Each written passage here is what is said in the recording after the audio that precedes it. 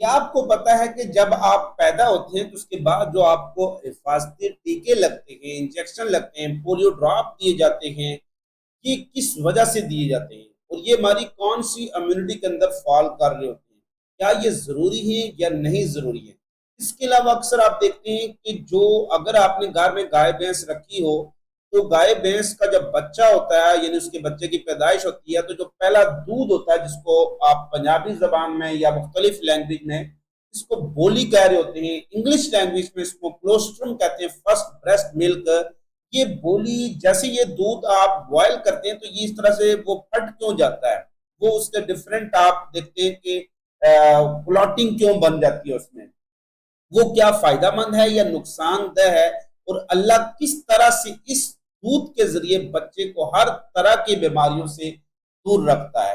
Immunity की कौन कौन सी डिफरेंट टाइप से एक्टिव और पैसिव में बेसिक डिफरेंस क्या है, एक्टिव इम्यूनिटी की आगे कौन कौन सी टाइप से, ऑटो इम्यूनिटी या नेचुरल एक्टिव इम्यूनिटी क्या होती है, ऑटो इम्यून डिसऑर्डर क्या है, पैसिव इम्यूनाइजेशन किसको कहेंगे, आर्टिफिशियल एक्टिव इम्यूनिटी क्या है और आर्टिफिशियल पैसिव इम्यूनिटी क्या है, इस तरह से नेचुरल एक्टिव इम्यूनिटी क्या और नेचुरल पैसिव इम्यूनिटी क्या है, स्नेक बाइट के खिलाफ जो पॉइजन लगा रहे होते हैं वो किस तरह की इम्यूनिटी आती है। तो ये सारी डिटेल हम इस वीडियो में डिस्कस करने जा रहे हैं। आपने अगर इस चैनल को सब्सक्राइब नहीं किया तो आप इस चैनल को सब्सक्राइब कर लें, क्योंकि इस चैनल पर आपको बहुत ही इंटरेस्टिंग किस्म की बायोलॉजी से रिलेटेड वीडियोस और ओवरऑल जनरल अवेयरनेस पर वीडियोस मिलेंगी। तो स्टार्ट करते हैं हम आज का अपना जो वीडियो लेक्चर है, that is related with types of immunity.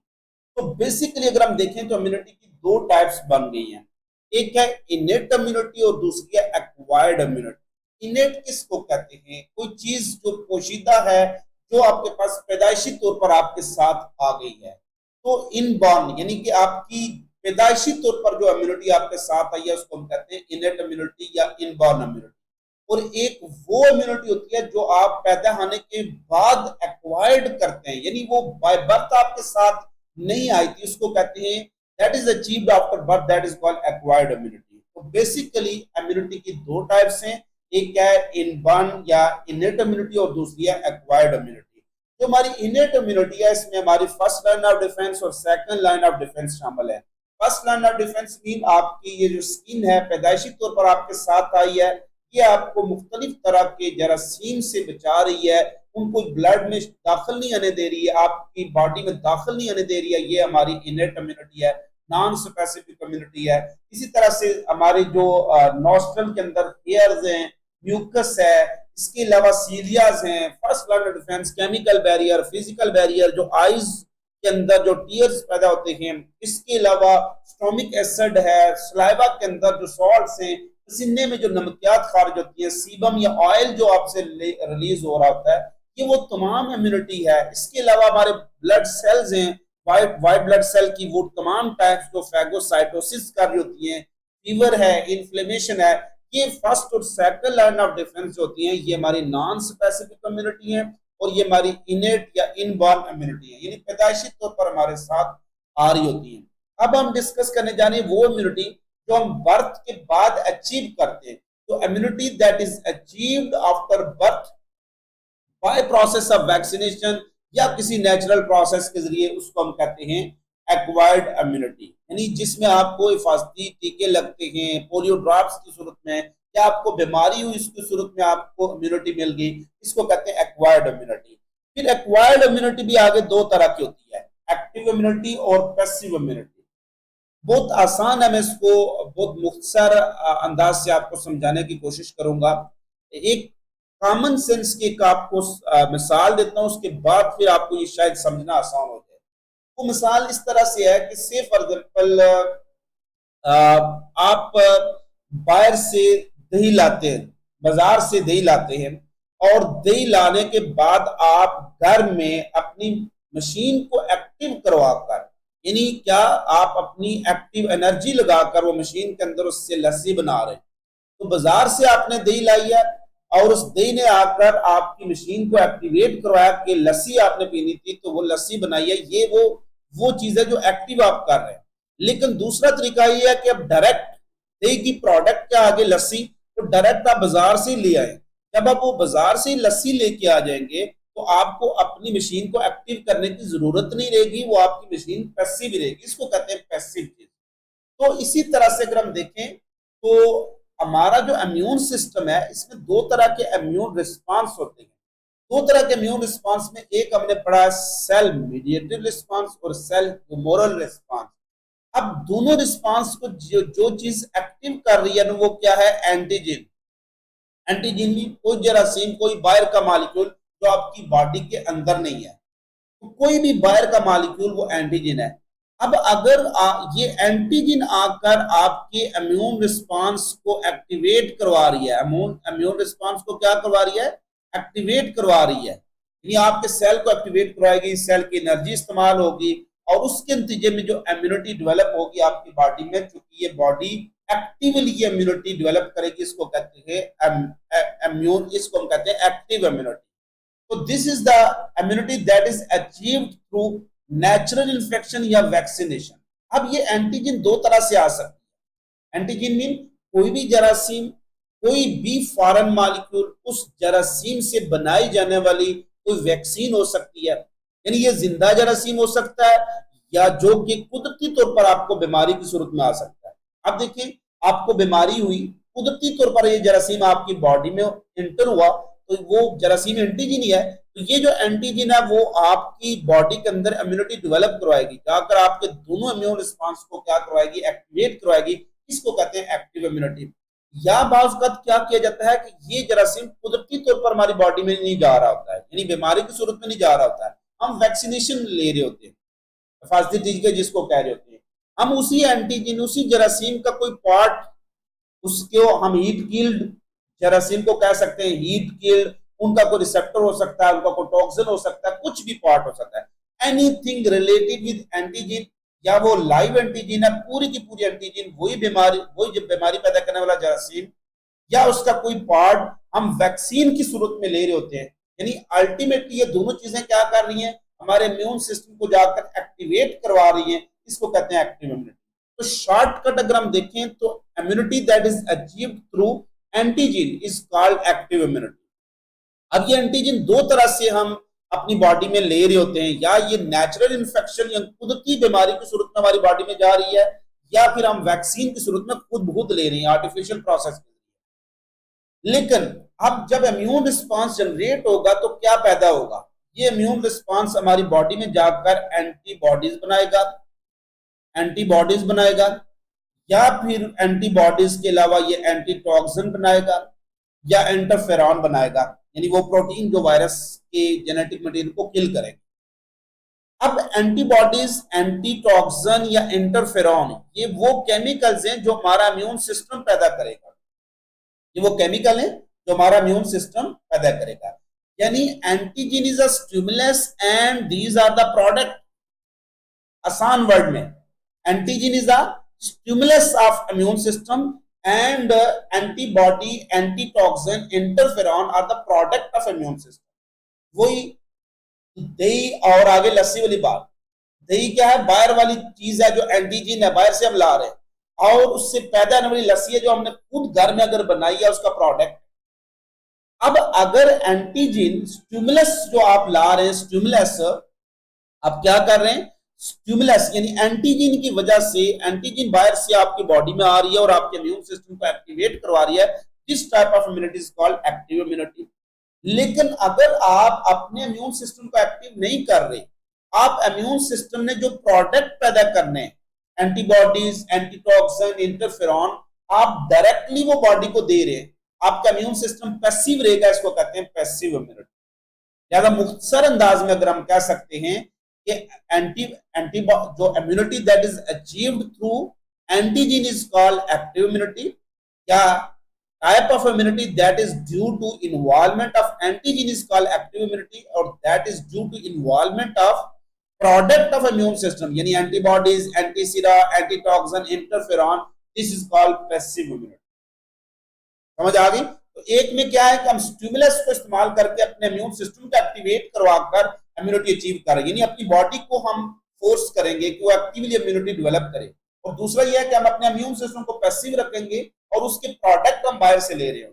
तो immunity, type of acquired immunity that is achieved via antigen is called active immunity, और that is achieved through product of immune system यानी antibodies, antisera, antitoxin and interferon is called passive immunity.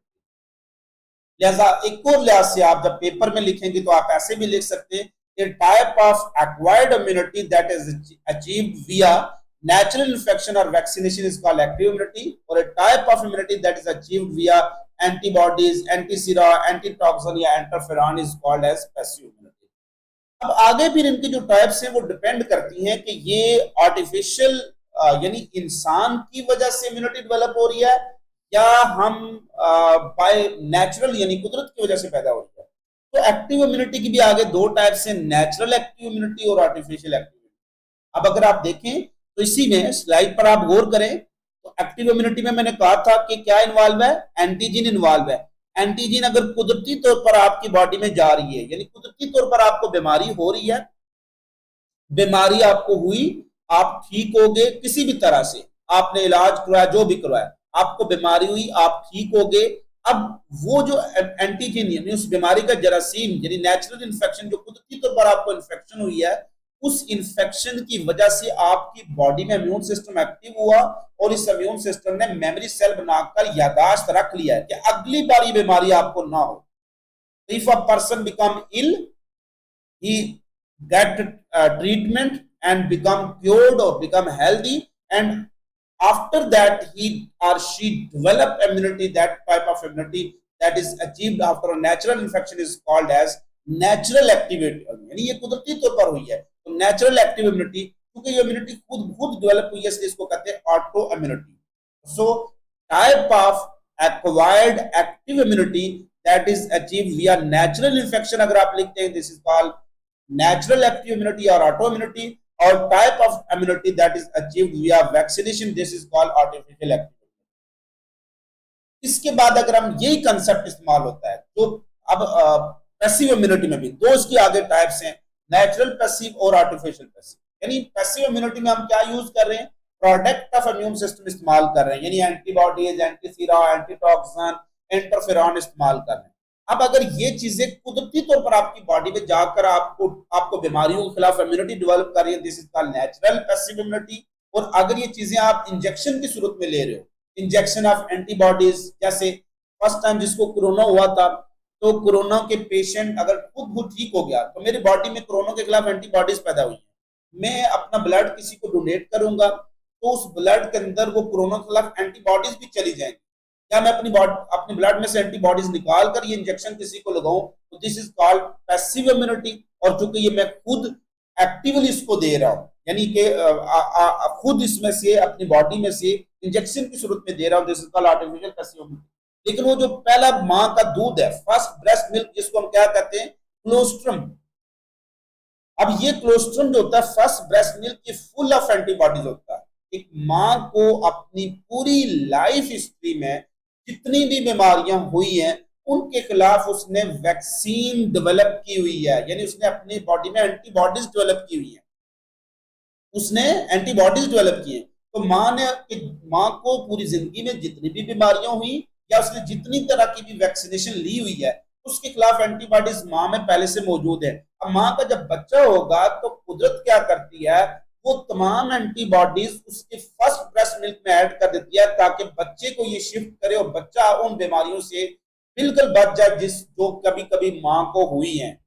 इस तरह की immunity that is achieved through breast feeding is called natural passive immunity. So first breast milk is example of natural passive immunity. Passive क्यों है, क्योंकि इसमें antibodies हैं, और natural क्यों है, ये एंटीबॉडी कुदरती तौर पर, बच्चा तो दूध पी रहा है अपनी खुराक के लिए पी रहा है, इसलिए उसको नेचुरल पैसिव इम्यूनिटी कहते हैं। ये वो रीजन होती है कि दूध जो फर्स्ट ब्रेस्ट मिल्क होता है ना वो दूध फट जाता है। आपको पता है कि fibrous protein versus globular protein, globular protein क्या होती है, हीट करने से फट जाती है, यानी वो डिस्ट्रॉय हो जाती है, जिसको हम टेक्निकली साइंटिफिक जुबान में कहते हैं डीनेचरेशन हो जाती है। तो वो प्रोटीन की डीनेचरेशन हो जाती है। तो फर्स्ट ब्रेस्ट मिल्क क्लोस्ट्रम जिसको बोली कहते हैं, वो दूध फुल ऑफ एंटीबॉडीज होता है, और एंटीबॉडीज आर ग्लोबुलर प्रोटीन। तो जैसे आप उसको बॉयल करेंगे तो वो क्या हो जाएंगी, डीनेचरेशन हो जाती है। तो वो दूध उसमें बहुत ज्यादा एंटीबॉडी होती है और फायदेमंद होता है। लेकिन अगर किसी को सांप काट गया, सांप की वजह से उसके जिस्म में सांप का जहर चला गया, उस सांप के जहर को कहते हैं वेनम। सांप के जहर को क्या कहते हैं? वेनम कहते हैं। अब उस जहर के equal anti toxin mean anti venom हमें देना पड़ेगा। वैसे कुदरती तौर पर आपकी आपकी बॉडी के अंदर भी कुछ इम्यून सेल हैं जो एंटी टॉक्सिन या एंटी वेनम पैदा करते हैं। इनका इम्यून सिस्टम बहुत स्ट्रांग होगा तो उनमें वेनम के अगेंस्ट एंटी वेनम पैदा होगा, तो उसको सांप के काटने से डेथ नहीं होगी, लेकिन ये एक रिस्क फैक्टर होता है। इसलिए बेहतर ये होता है कि हम जो एंटी टॉक्सिन हमारे इम्यून सिस्टम ने पैदा करना था हम इंजेक्शन की सूरत में ले लेते हैं, that is called artificial passive immunity. Passive क्यों? हम एंटी टॉक्सिन ले रहे हैं, यानी प्रोडक्ट ऑफ इम्यून सिस्टम ले रहे हैं। हम बॉडी पर भरोसा नहीं कर रहे हैं कि बॉडी पता नहीं पैदा करे या ना करे, तो इसको कहते हैं आर्टिफिशियल पैसिव इम्यूनिटी। तो इससे passive immunization achieve through antitoxin, antisera और इंटरफेरॉन। अगर आप इंजेक्शन ले रहे हैं एंटीबॉडीज के, एंटीसीरा के या इंटरफेरॉन के, हेपेटाइटिस सी के खिलाफ इंटरफेरॉन के इंजेक्शन ले रहे हैं, this is called artificial passive immunity. So this is a basic concept about different type of vaccination. अब आर्टिफिशियल पैसिव इम्यूनिटी किन किन बीमारियों के खिलाफ हम एज ए ट्रीटमेंट इस्तेमाल करते हैं? समझ लें कि आर्टिफिशियल पैसिव इम्यूनिटी एक पैसिव इम्यूनाइजेशन है।